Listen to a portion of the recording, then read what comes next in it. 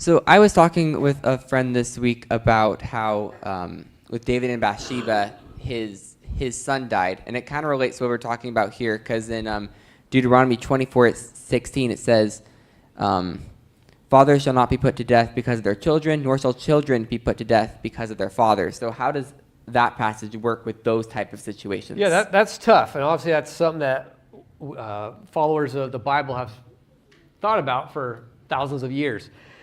And I suppose that one source of comfort is we know he's a righteous judge, and those who die below perhaps the age of accountability, that they would not have to go into the lake of fire. Rather, they would be resurrected to life. As we talked about last week, we know that sin affects the community.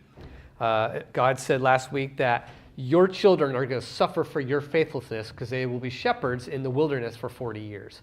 And so we saw another example of your children are suffering for your sins.